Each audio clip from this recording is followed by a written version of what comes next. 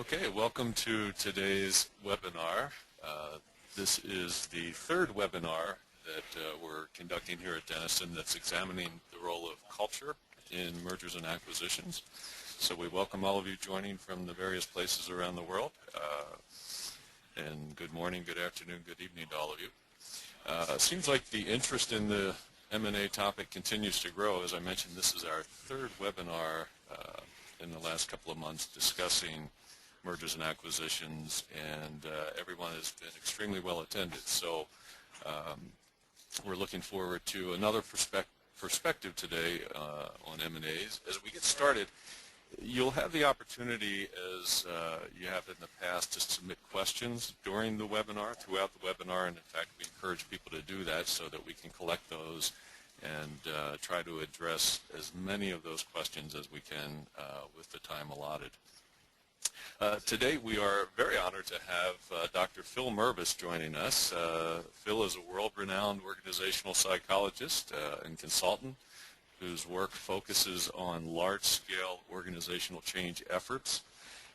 Phil has authored or co-authored at least 8 books at this point in time, including Joining Forces, Making 1 and 1 equal 3 in Mergers, Acquisitions, and Alliances, which is a widely recognized piece of work in the area of mergers and acquisitions, in a book, again, that he co-authored with Mitch Marks. The connection, I think, that Phil has with Dan Denison goes back, I think, to your University of Michigan days. So we're awfully glad to have Phil joining us here in Ann Arbor today and close to some of your old stomping grounds, I'm sure. And welcome to Denison. Well, thank you very much, Brian. It's nice to be here. Dan's an old friend and does great work, and so by all appearances the overall shop of Denison Culture.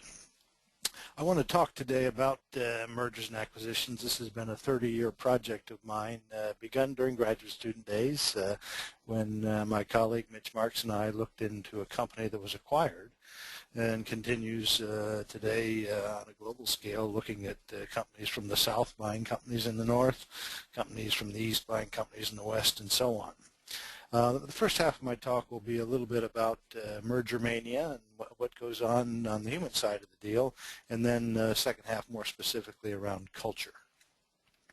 One of the activities that I like to do is have people draw a picture of what's in their mind during a merger. And you'll see in front of you an artist's rendition of what's a fairly common picture, and that is somebody in a state of shock and anxiety. My colleague Mitch Marks and I studied this first in the acquired side, where you can imagine the shock that people experience with an announcement that welcome to our conglomerate, you're fired.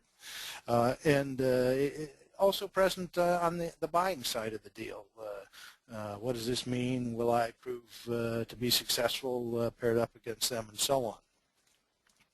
Now, what I want to say about the merger syndrome, and it is not unlike the kind of outlook that people have that are going through loss and grieving and so on. There's usually some anger. There's a stage of bargaining, and in the best of cases, some degree of acceptance and moving on. Is that this is not a phenomenon just for the little people in the organization. This is even more pronounced among the senior executives. Their jobs are on the line. I've been working here 20 years. What's my track record mean in the context of this deal? Nothing. I'm jockeying for a position, competing one-on-one with somebody else who's potentially equally capable and maybe better, maybe has better connections, and so on.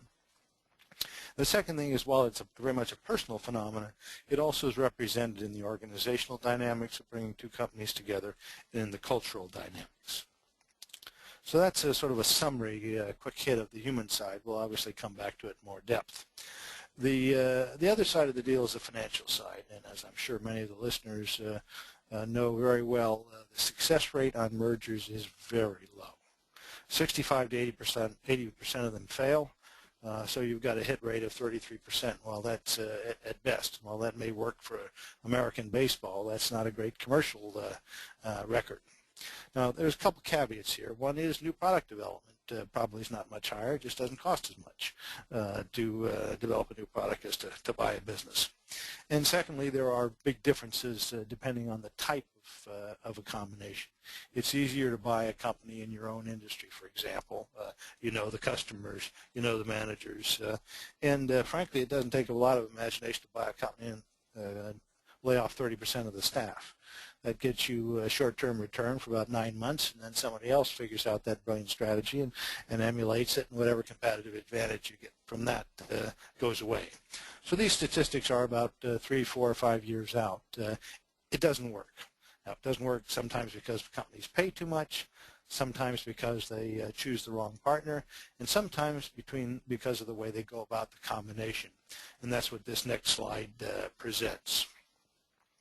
In the typical case, if you will, during the pre-merger period, all of the analytic work, most of the attention is on the financial side. Now, on the one hand, that's absolutely essential. You got to get a reasonable price. You better understand the financial contours and cash flow prospects of the company you're buying, and so on. Of course, you want to have that financial emphasis. The problem is that an M&A team or a corporate development team, all the members come from a financial background, and all the statistics and analyses they undertake are financial. Now, these guys are paid to buy a company. They're not paid to run a company. That's the challenge. And in the successful case, you see instead of, or in addition to the financial, you also have a strategic perspective. Now, let's be very clear. Merging and acquiring is not a strategy.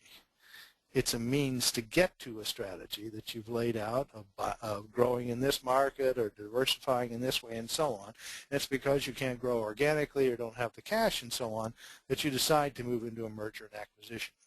That's the strategy that's at the core of this. What are we trying to achieve as a business? How can this acquisition make it work? And what's our next move after this?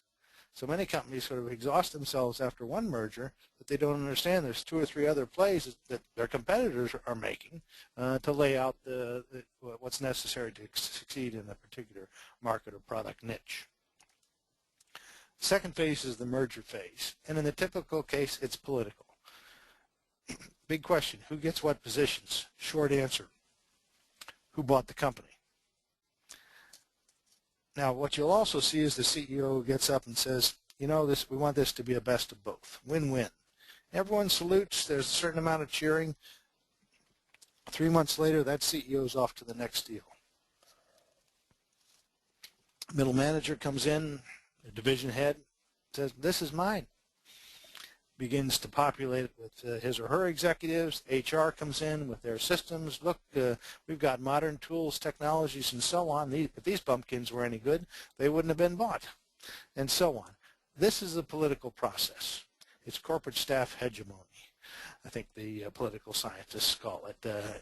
Obviously, in the successful case, it's based not simply on who you know, but what you know and what you can do for the business going forward. And that's where transition planning, transition team, and real due diligence, not only about the people, but about the right organization structure and the right sort of aspiration for corporate culture gets introduced.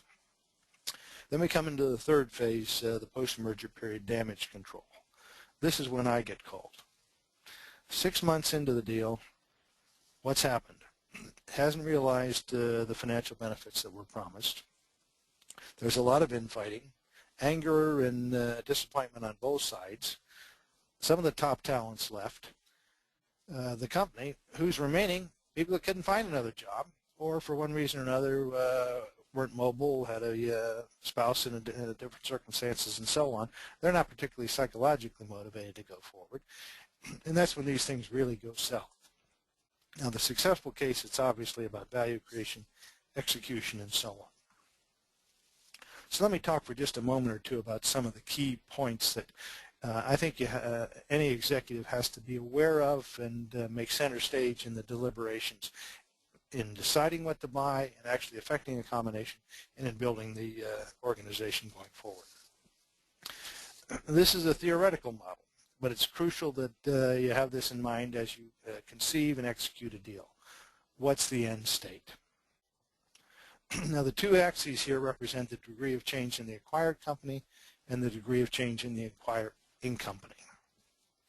In the low situation, you have what's called a preservative merger. We bought this thing, let's protect it. It's an investment. Typically doesn't have high payoff in the short run because you're just an investor in this situation. Now you may be bringing in some know-how, maybe exerting some influence on strategy, so on, but you're incubating this thing and growing it. And in many cases, a company like Cisco will have 7 or 8 of these things, incubate them, and suddenly they've got a whole flock of businesses around a particular product or market niche. So it's a good strategy for companies that are growing in a new space, and it really does give the acquired company the degree of cultural autonomy. Recognize, though, that it doesn't have a big financial payoff in the short run. Where you get the big financial payoff is in the absorption. That's where the acquiring company pretty much stays the same, and you just eat the acquiree. Now, it's not an attractive proposition for many acquired company executives. They will leave, pull their parachutes and go and so on. But the idea here is that we will assimilate this into our organization. We know well how to run it, and in some cases we've got some resources and opportunities going to be very attractive to the company we've acquired, and this is called cultural assimilation. If you look at General Electric, that's their model. We buy you, we eat you, but we're going to work together and to open up all sorts of opportunities for you. Welcome to GE. Now, it's also a model of a couple of other companies where you have, that's also true till you get to the end state, which is not only are we assimilating you, but we don't even want you to stay around. And that's where you get the hard feelings from on the acquired side. Now, the most challenging and the most exciting are up that grid.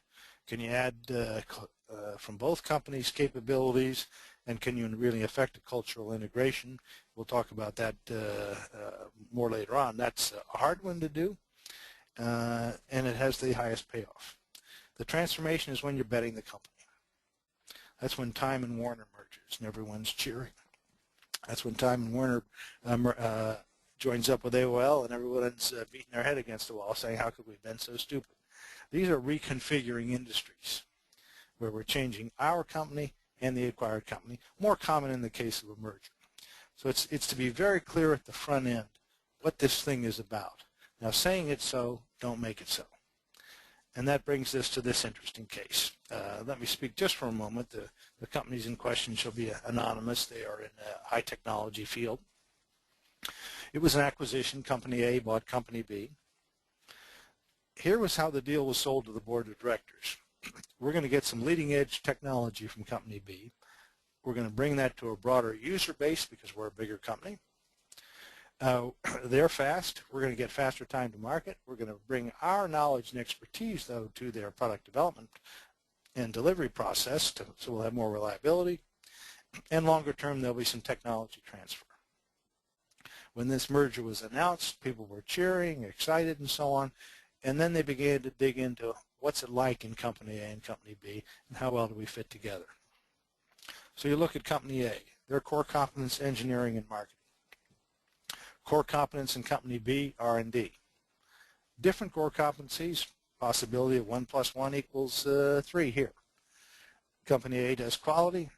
Company B does speed. Another match made in heaven. We're a matrix, Company A, Company B functional.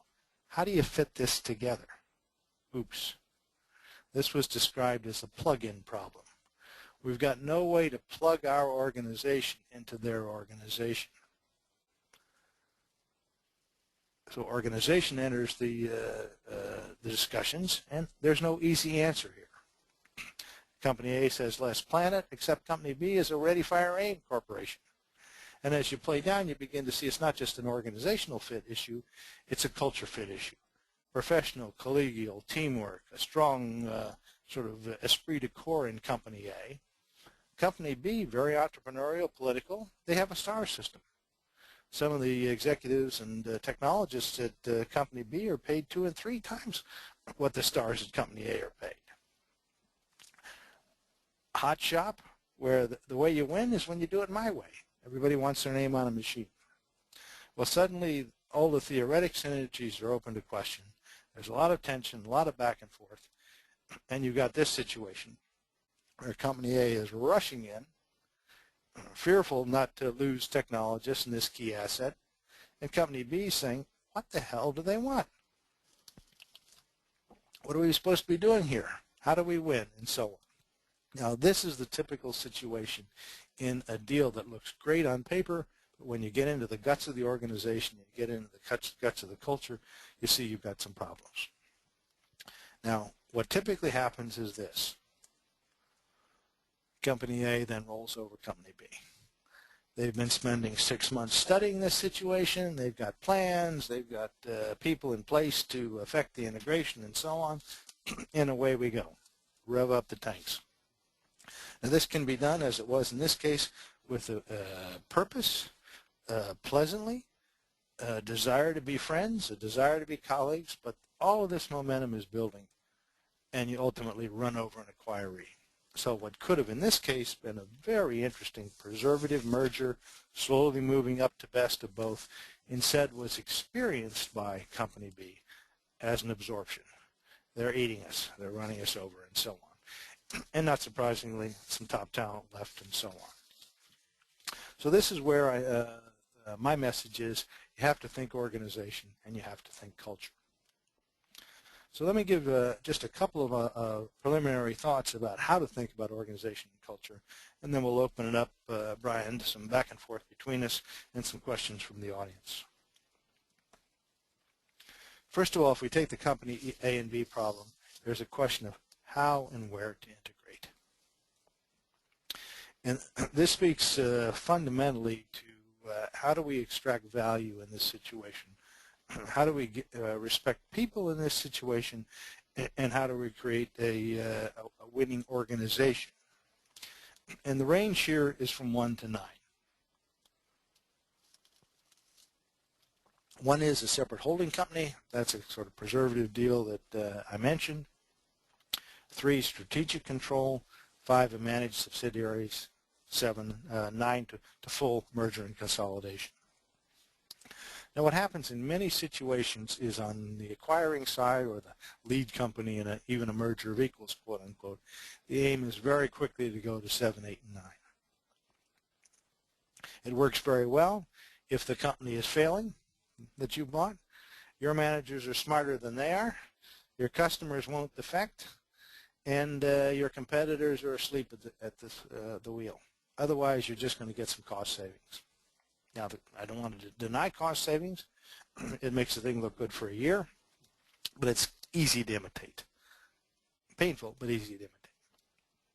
So my preference in most situations is companies move somewhere between the 3 and 7. If you want to be a bank, stay at number 1. And there's a quality of finesse around 3 and 7 that we can talk about it as we go along, because a fundamental question then is, how do we plug this thing in? And what looks like strategic control on the one side can look like operational control on another. Then we raise this interesting question. Culture. This, again, is a rendition done by an artist of a fairly common theme, a stick figure between Company A and Company B. And often at the university and with seminars with executives, I'll ask the question, what's happening in this picture? People start hollering out. The man's falling through the cracks. He's being crushed between these two companies. He's collapsing. And then somebody will holler out, no, no, he's climbing to the top. He's going to pull the two companies together. He's the hero here in this situation, and so on. I'll ask the audience to look at the picture. What's happening in it? Nothing. There's no movement whatsoever. It's a two-dimensional cartoon. But we carry in our head an image that something is happening in a merger. And the image that's sold around the water cooler, the image that goes through the grapevine, etc., is this guy's thinking he's going to get crushed, and so are we. Pardon me. Now, if that's the mindset going in, the challenge for executive is not only to sort of fit the organization together structurally, but also to help people through this process and to create a culture that will support that fellow not only standing between that company, but ultimately climbing to the top and pulling them together.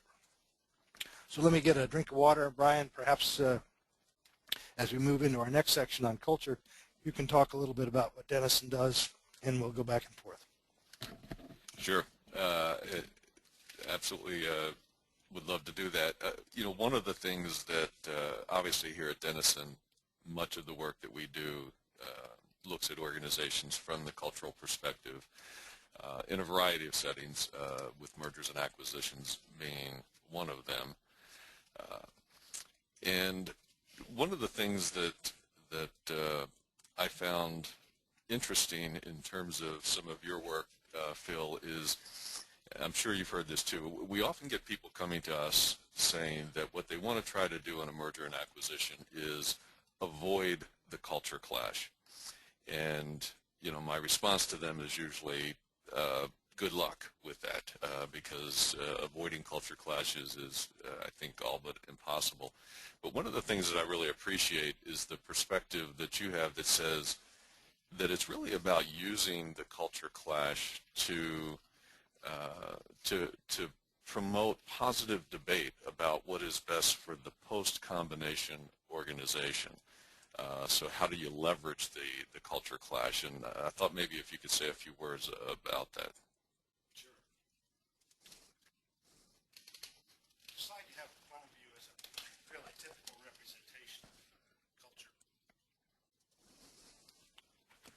Pardon me, can you hear me all right? The slide in front of you is a representation of culture that's very common.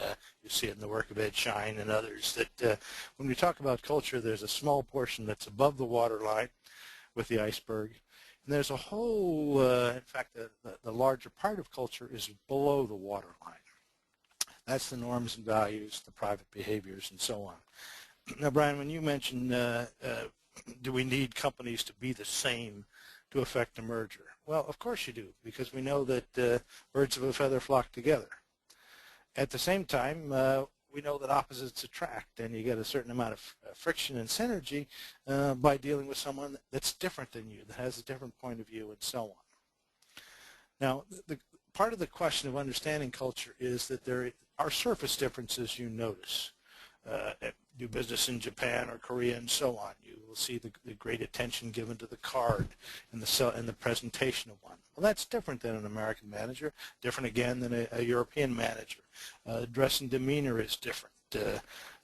East Coast, West Coast, you'll have different levels of formality and so on. And within the company, while it's less true today, you do have sort of informal dress codes, and the IBM blue hasn't completely disappeared.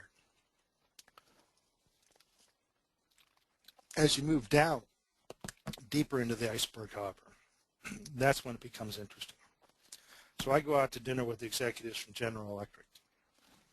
Interesting conversation about sports, a little bit about the menu. 10 minutes in, though, we're talking about refrigerators or jet engines or markets or the cost of this and that. They talk shop. And when you go on the M&A trail with GE Capital or some of their big businesses, that's the way they talk to the executives that they're working with. And let me tell you about what the trends are in refrigeration, electricity use, eco-imagination, and so on. Now I go out to dinner with Nestle. We'll talk a little bit about sports.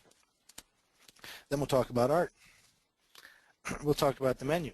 There'll be an extended discussion of the wine and perhaps a little bit about politics and so on. Now, this is the way that GE operates inside in its executive culture and the way that Nestle operates in its executive culture.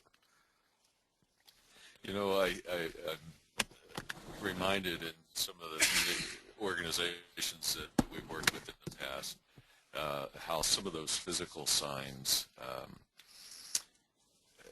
take on meaning for people in an organization. And you mentioned East Coast, West Coast. I can remember working with a merger of an East Coast, West Coast organization where they would describe themselves as beer and wings versus wine and cheese. I also recall one of the organizations we worked with where when they merged, one organization had more modern technology, so they had the more modern flat screen monitors, and so the other organization would refer to those people as the flat screeners. It's always interesting to me how some of the very physical signs and relatively minor things can take on real meaning in a merger and acquisition. Absolutely. Well, we call it stereotyping at one level. Now, understand the executives at GE are good, but the executives at Nestle are good too. And yet, when those two sides would talk to one another, there'd be the perception that all these guys are meat and potatoes. They don't have strategic perspective, or they're not very worldly at GE. Now, to some extent, that's true, but to some extent not. When you see Nestle, it's, oh, these guys are worldly, but they don't know anything about running a business. Now, it takes a while to begin to dialogue at that second layer of culture that's indeed below the water. It's trickier still at the third level, because now you're down to some very fundamental beliefs about how we believe the world works. And as anyone knows who worked on business across the world, when you're in Asia, you're more apt to hear conversation about we. We do this, we do that. In the U.S., it's I do this, I do that, and so on. Differences in perspective on what hierarchy means and how much authority is assigned to the boss. Versus the group and so on. Now, these aren't just sort of trappings of our norms and values. These are fundamental beliefs about how you succeed in the world, how our species survives, if you will. And the idea that everyone should be the same in that regard is delightful if you want to create one single business culture. If you'd like to be able to do business around the world, then that kind of diversity is essential. Now, if I could just take a moment to highlight, though, what happens in a merge around this piece. You mentioned, Brian, the East Coast, West Coast, the flat screens, and so on. People's antennae are up during a merger. What's going on here? And very critically, who are they? In what ways are we the same, and in what ways are we different? That's the first stage of a culture clash. Second stage is you begin to magnify those differences. Not only do I begin to notice those differences, but they are big differences. So those flat screeners may think of themselves as front edge, leading technology, modern, et cetera, et cetera. To others, it looks like a waste of money. Perks. What's the relevance here? Et cetera, et cetera. Then it spreads to they're all like that. It's not just the people I'm meeting. I hear they're all that way, all around the world, et cetera, et cetera. And in the context of merger where the stakes are high, or acquisition where the stakes are high, you begin not only to stereotype, but to put them down. Now, this is a huge issue for big companies that buy small companies. I got a big office. We've got big systems. We all got flat screens. We've all got this and that. And here's this little company, perhaps located out in Michigan somewhere, or Osaka, rather than a big metropolitan center. And these folks may know a little bit about their part of the world or their part of the business, but we are worldly people. And our job is to teach these folks how to do business on a global scale. Now, that message will certainly never be said overtly, but it's an attitude and an air that in a combination people have their antenna up to. They smell it, and they don't like it. And the trappings of success, I've seen executives walk in, and they're delighted to be here. It'd be nice if you had a carpet and a large staff here to greet me properly, because in many cases they don't get that respect in their own company, but when they're out visiting the provinces, they expect it, and so on. And that's when the culture clash really exacerbates. Now, I'll show you some images from another combination. And I happen to think this is a great way for those of you who lead combinations or advise them to get people involved, is to start to share pictures of what our culture's like and so on. And I'll describe in some more detail later on some methodologies you can use in this space. But here's two companies that are in the consulting business. They're big, global, highly technical. It was a merger of one that does econometric analyses and projections with another one that does more mainline business consulting. Now, the first difference people noted is, oh, you're left brain, we're right brain, or vice versa. And this was a way of talking about that. One of the executives put this together. Well, then the differences began to magnify. Oh, you're the theoreticians over there. We're concerned with the practical business issues.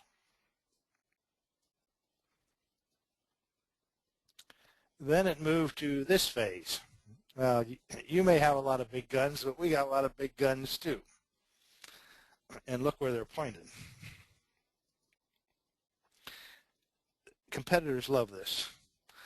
Watch them annihilate one another while we move into this space. And ultimately it plays down in this area into these wrestling matches as people are struggling against these many-headed demons. This is a culture clash. Different companies, different styles to be sure, but great overlap, great potential, and ultimately turned out to be a successful deal. But in these first phases, people notice the differences, magnify them, and ultimately begin to stereotype the others as they're all this way and gear themselves up for a fight. Now, if that's the typical path, let me just say you can't completely eliminate that. Anybody who's married a partner from or with a partner from a different culture or different styles knows there's always going to be some friction, always going to be some cultural misunderstanding. C'est la vie, or c'est la guerre if you prefer. Here we're in the situation, though, where some thoughtful work at the front end and during, I think, can minimize the clash of cultures and give you a better opportunity to actually build on differences and find a better path. And let me just highlight a couple of spots and some applications, and then we can go back and forth about with your listeners here about what kinds of questions and ideas they have. The first one area is in due diligence. I mentioned to you, Brian, that the financial analysis was the work in the typical case. In a successful case, you begin to do diligent due diligence at the front end. Not only do I want to understand how these companies might fit together strategically and financially, but I want to understand how they're going to mesh. So how do our structures fit in? Are we going to have plug-in problems? How do our systems work? What's behind those flat screens? Are you folks, are you numbers eaters where we want the big picture? Do you look at your sales force in terms of geographies or markets and so on? Because these ultimately are going to be the decision points as you play along. Second question is, what's the depth of management talent here? Now, it's stunning to me how little executives know about the management talent of not only the companies they acquire, but their competitors. One of my hobby horses is executives say, well, you know, it's all about sports. I use a lot of sports metaphors. I say, well, that's great. Tell me about who's pitching for the other team. Give me their tendencies. What kind of game film are you looking at? And then they're scratching their head. They're not doing their homework about who these companies are. In this case, not only a competition, this is potentially your partner that you're looking at. Obviously, then it's a question of how do they understand the market and attack it? What are their cultural norms and values? How do they handle HR? And critically nowadays, how do stakeholders view these companies? And what are the interests not just of customers, but do they have NGO partners? How do they relate to regulators? What's the reputation here and there? This is an extensive kind of analysis. Now, you would expect that in medical technology. You know, the old days, somebody hit your knee. Now you get a full battery of assessments because we understand that's how we get a better picture, and that's how you better manage your health. So it is puts a great deal more demands on the M&A department and on the line executives who are ultimately going to have to run this company to do their homework at the front end. There are lots of resources for that. The internet, frighteningly so, has a lot of information. Reporters, academics, retirees, and former employees, and so on. Where my work begins to move into what Denison does so well, though, is in the survey space. And I think a survey, and here is the Denison organizational culture model. I don't need to elaborate it with this audience. It's very well known, and at least in academic circles, is used in lots of different applications. M&A being one that's new and interesting on a larger scale. What this does for me is two things. First of all, it's a way of thinking about the compatibility of these organizations. How do we match in terms of our strategic intent? Where do we see one another in terms of core values, and so on and so on? In essence, it's like a dating test, but the stakes are much higher because you're moving into marriage pretty quickly at this point in the assessment. And ultimately, and this is the case, I think, Bryan, from one of your teams that looked at a software company, an IT company, and you see there's some cultural similarities and some cultural differences. Now, I'm paying attention very much to the blue circles up here. If I've got an IT company that is relatively low in terms of their learning, customer focus, and capacity to create and lead change, and a software company that they're buying that's very good in this direction, I better give them some space to do what they do well, because I suspect that's part of their competitive secret. Yeah, I think that's right on. We often tell people, at least I tell people all the time, that the culture data is really designed to do, a couple of things. One, it should drive some honest conversations in the organization about how we operate, how you operate, what our strengths and weaknesses are, and then have those honest conversations lead to thoughtful actions that are based on a good understanding of what these cultural differences are. And I know conversation is an important part of the work that you often do with organizations as you're trying to help them understand their cultural differences so that they can better manage through some of those differences. Could you speak a little bit about the importance of conversation and dialogue around culture? Sure. It is not unlike the dating metaphor we used. Usually the conversations at the start or sort of at the surface. Let's talk a little bit about who we are, what we are, introductions, and yada, yada, yada. What I think can speed that up a bit is an instrument like this, or that listing that I showed you from Company A and B, which were in the case of Company A and B, we had the two sides meet separately. Given some semi-standard areas to describe themselves, they put in their own words, and then met with one another to share those lists. And challenges, tell me a little bit more about that, getting into the details and so on.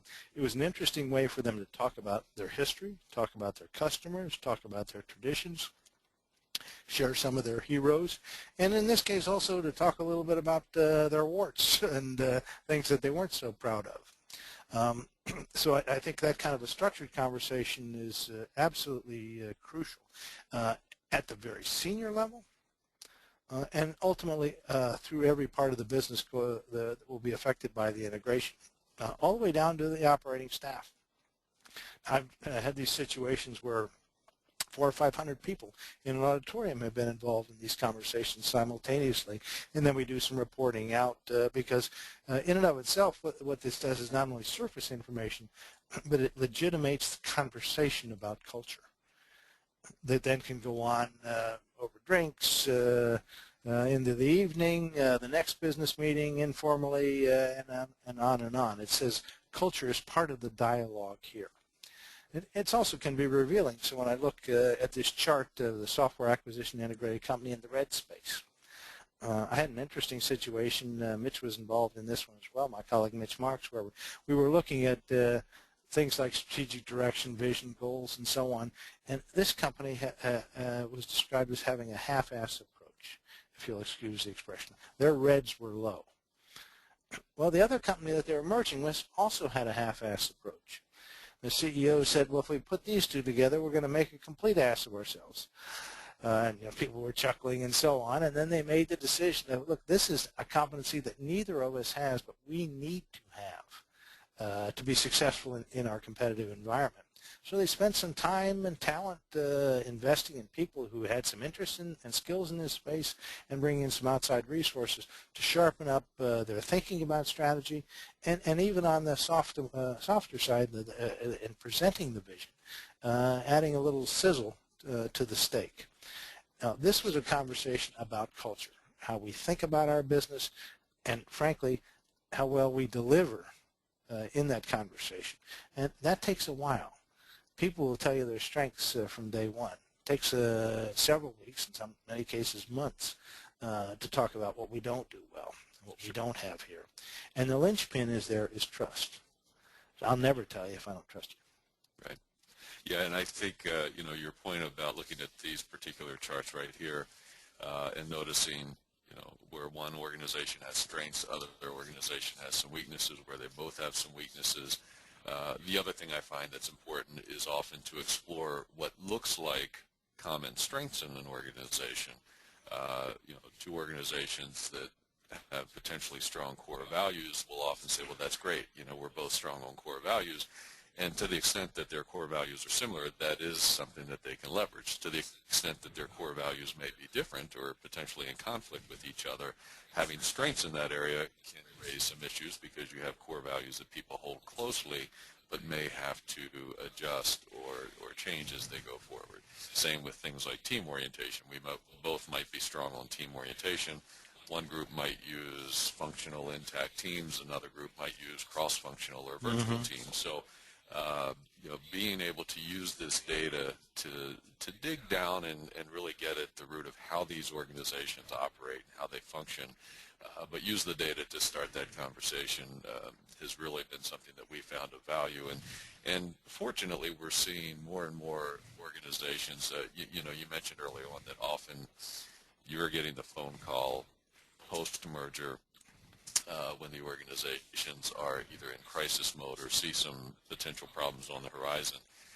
I think the good news, probably in large part to a lot of the work that folks like you and Mitch have done through the years, people are paying attention to it earlier in the process. We're getting calls much earlier in the process as they're looking at potential acquisitions or in the very early stages of the integration process. Well, I think what we did our first book in the early 1990s, and this was sort of new territory for behavioral scientists to speak. Obviously, strategy and financial folks had spoken a lot in this space a lot. But I've seen over the last 10, 15 years many of the consulting firms offering services in this space and presenting the templates and so on. So it's not unusual anymore to have transition teams, not unusual anymore to have some kind of a plan, if you will, for cultural integration, some ceremonies that aren't simply prepackaged and off the shelf, but people get excited about celebrations and so on. I'll never forget early in my career, I worked on the merger of Burroughs and Sperry. This was part of the IBM's competitive space. There was IBM in the bunch, and Burroughs was one of the bunch, and Univac, which was the computer company of Sperry, was one of the bunch. And a guy got very excited about printing up hats. So he brought the prototype in, and it said BS.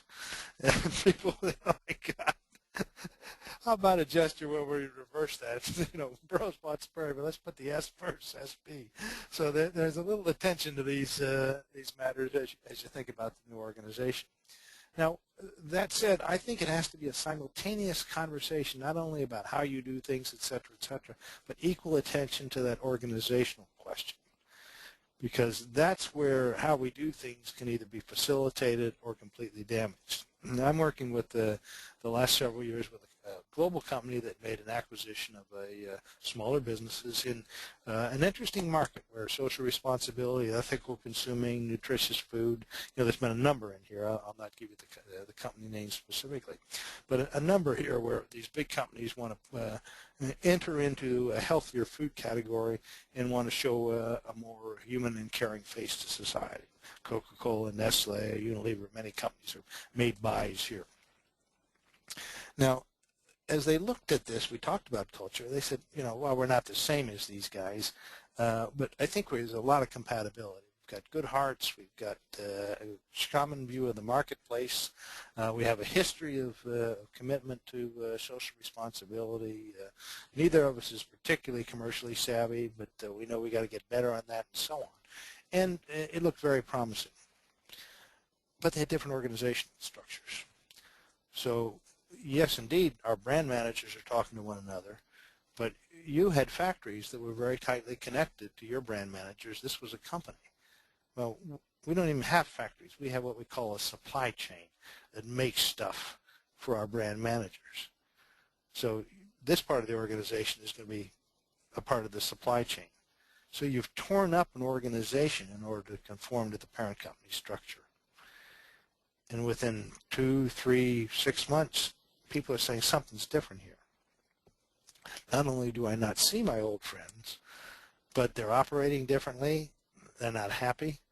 What happened to the old company feeling, et cetera, et cetera. And as you see, different logics and scorekeeping systems and rewards begin to play out. What was a unified company, and that was part of its success in the marketplace, is now a brand and a supply chain, and they're not on the same page. Now, the culture, fortunately, was saved with some organizational changes, but we did our due diligence on culture. We didn't do our due diligence on organization structure, or even worse. We knew this was going to be a mess, but nobody wanted to do anything about that because we can't fix structure. I know, there's so many projects and opportunities that you've had a chance to be a part of, and could share a lot of great insights with us. And I'm also cognizant of the time here, and we've got maybe another 15 minutes or so, and a bunch of questions that have been coming in that from our audience. So I think at this point, what I'd like to do is introduce my colleague Alice Wastag, who's been monitoring some of these questions coming in, and can share some of those questions and get your insights. Thank you, Dr. Mirvis and Bryan, for that presentation. We have a handful of questions that came in during the presentation. One of our more popular questions was, Dr. Mirvis, in your experience, have there ever been organizations that were so incompatible in an M&A situation that they could not be merged successfully? Absolutely. Many cases, big egos on the line. Where it's most evident is in if you keep two chief executives in a real merge. And you can call them co-CEOs and this and that. This is a transitional solution where they're bound together and whacking one another. So that, I think it's often embodied at the top of the organization. Now, once those big egos are separated or one departs, then I think you begin to see people of the idea that, yeah, maybe we can work together. Maybe there's a way to, if we can come to some shared understanding of how to go after this market and so on. But understand that of the combinations made, almost 1/3 of them are subsequently divested.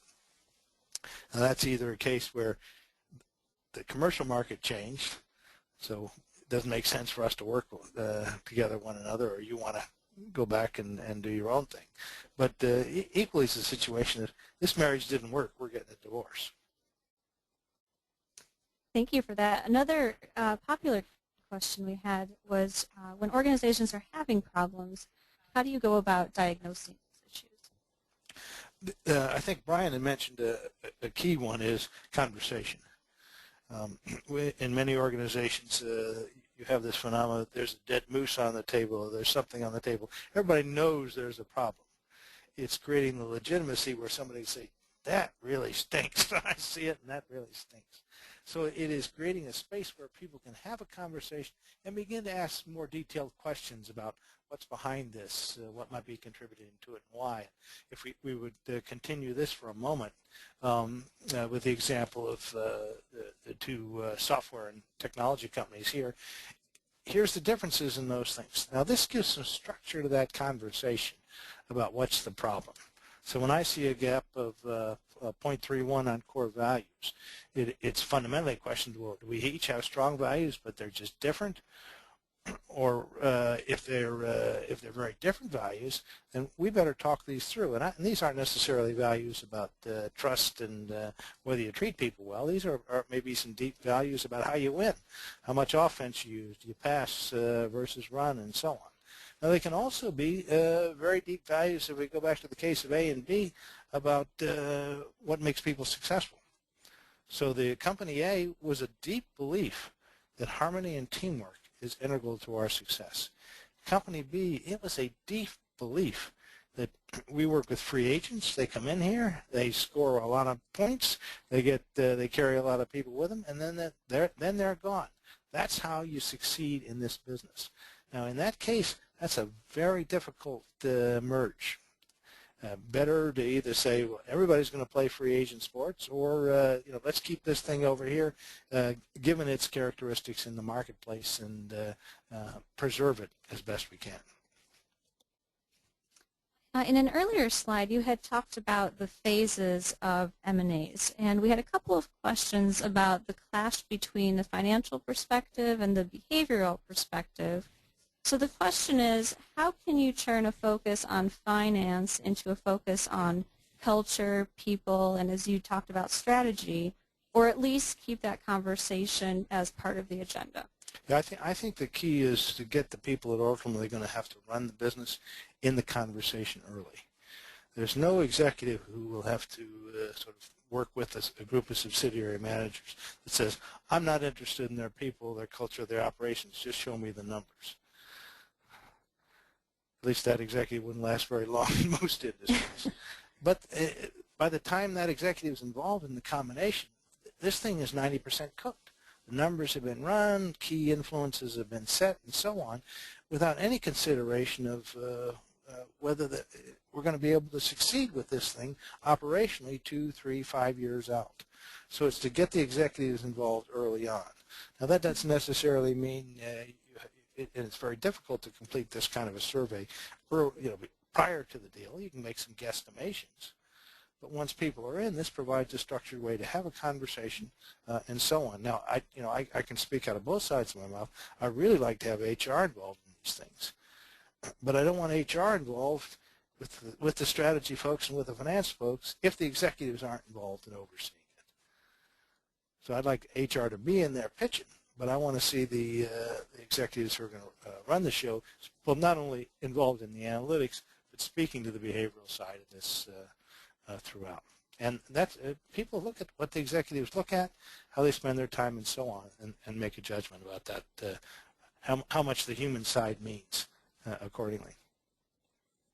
We have a couple more questions, and both of them have to do with acquired companies. So in your experience, how do you best analyze an acquired company's culture without violating these confidentiality issues that arise during due diligence? Now, let me share one slide here. I think you need to ask two questions, if I could put a capstone on this. The first question is, let me understand their organizational structure. Now, some of that, if it's a public company, will be publicly available. Customers are apt to know. Even a colleague, a salesperson, etc., will have to give you that information. Certainly business consultants will have some perspective on it. And frankly, if the relationship is friendly, you're in the courting stage, not simply in the searching stage, that kind of information is often revealed without any question of violations of confidentiality and so on. So part of this question is, how important is it for saving strategy and synergy to integrate? The culture question is trickier. In the early phases, that's guesstimation. Sometimes you'll get a firm that will look at their annual reports, look at their this and that, make some guesstimations of what it looked like. Sometimes people will share information as they would about organization structure. Let me tell you about our culture survey, or a little bit about how we work, and so on. And these are not seen as competitive information. I don't share with you our price of goods, but this kind of thing. And then what that begins to do then ultimately is to develop a combination strategy, which is you spend some time figuring out what do we need to do quickly. Now, bless the guy that put the hat on BS, but it took him a while to figure out not only the SB, but we need a new name here. And that's not something you announce from day one. There are issues where you really put your time and energy is where you have to coordinate and combine slowly, where it's important to integrate, but it's not going to be easy. Or it's crucial to integrate and very hard to do. That's where, and frankly, I think from the early stages in due diligence, you ought to begin to start mapping what's it going to be like in procurement. How about the sales force? Where do they fit here? How about R&D?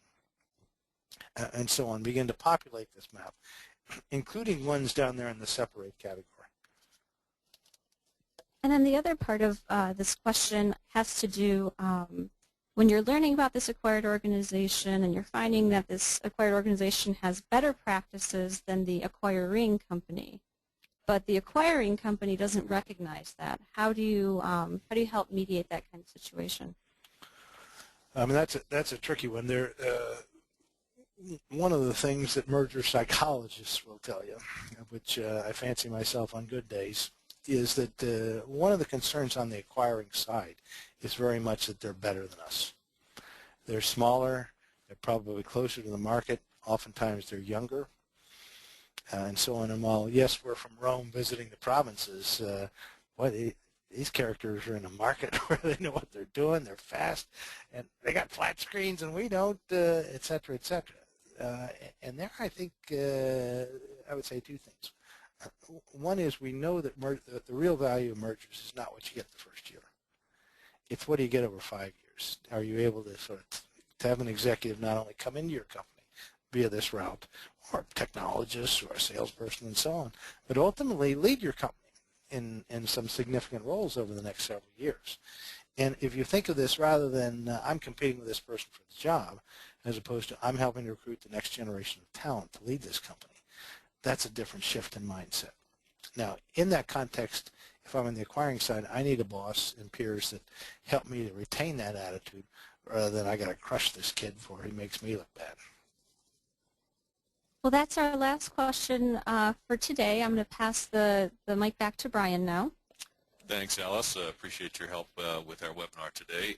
And Phil, again, I know there's lots of questions that people have, and I know also that they can look forward to potentially seeing an updated version of the Joining Forces book coming out. Is that correct? Yes, we have. Will be like the 15th anniversary of Joining Forces, and it's occasioned, Bryan, very much. My colleague Mitch and I are bringing it out. Occasioned very much by the point that you made is they really have, in many cases, executives improved the integration process. We want to highlight what those practices are, what the tools are, and what the mindsets are. That ups the success rate 10-15%, knock on wood. Yeah, absolutely. Well, we're certainly looking forward to that, and we really appreciate your taking time. Like I said at the beginning of this webinar, it's been a real honor and a pleasure to have you here. Hopefully you've enjoyed your visit with Denison and your visit to your old stomping grounds here in Ann Arbor.